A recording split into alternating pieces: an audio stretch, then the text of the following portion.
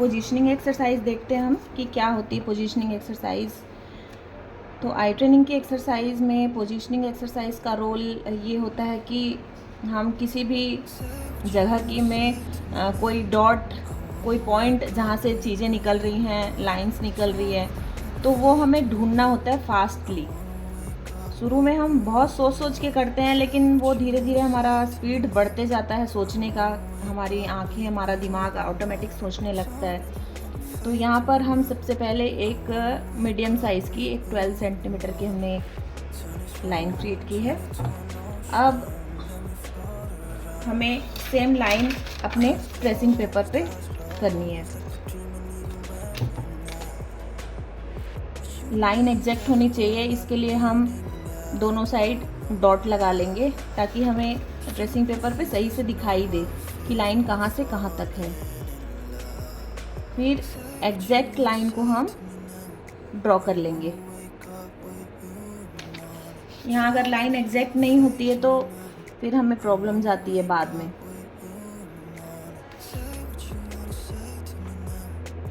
तो अब इस ट्रेसिंग पेपर पे हम किसी भी पोजीशन में कहीं पे भी एक डॉट दे देंगे, ठीक है।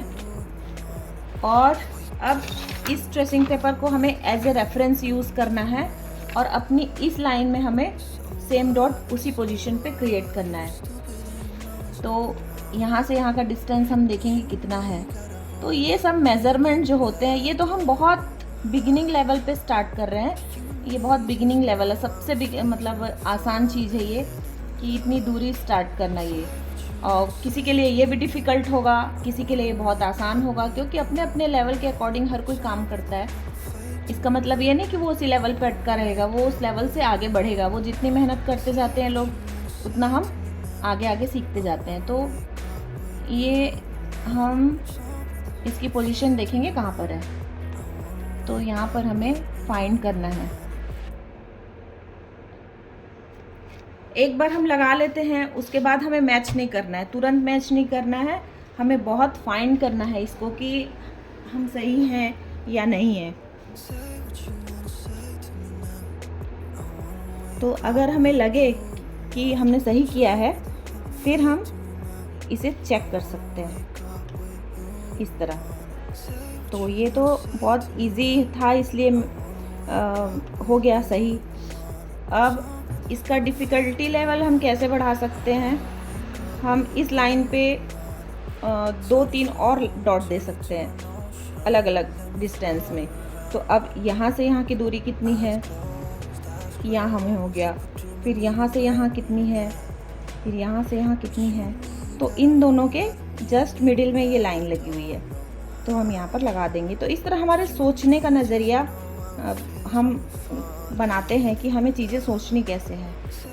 तो ये हो गया ये ऐसा।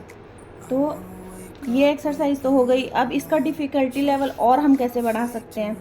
तो हम सिंपल कर्व लाइन में अब डॉट ढूंढेंगे। ये हो गया। अब इसमें हम एक डॉट ढूंढेंगे, कहीं पे भी एक डॉट लगा देंगे। ये यहाँ पर डॉट नहीं लगानी है, डॉट लगानी है ट्रेसिंग पेपर में।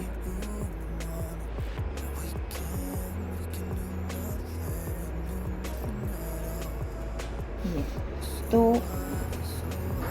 अब हमने गलती से यहाँ लगा दी है, तो हम इसमें लगा देते हैं, लेकिन अदरवाइज़ हमें ट्रेसिंग पेपर पे लगानी है ताकि हम बाद में रख के चेक कर सकें। तो ये हमने डॉट लगा दी। अब हमारी डॉट सही जगह पे है कि नहीं, उसको चेक करेंगे। तो ये करेक्ट है, ये इजी लेवल है। तो और इसको डिफ़िकल्टी हम बढ़ाते हैं कि और हम कर्व लाइन करते हैं और ज़्यादा डॉट्स देते हैं, उसमें बहुत सारे डॉट्स दे देते हैं हम। फिर सबको फिर सेम प्रोसेस करना है हमें। तो इस तरह ट्रेसिंग पेपर हमें हम गाइड करने के लिए, हमें अब हमारी गलती, हम किसी टीचर पे डिपेंड नहीं करते कि वो हमें हमारी गलती बताए।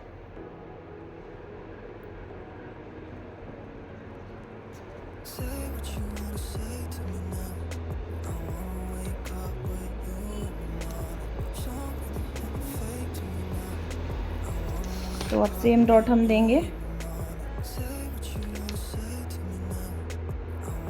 ये एक्सरसाइज बहुत इफ़ेक्टिव है।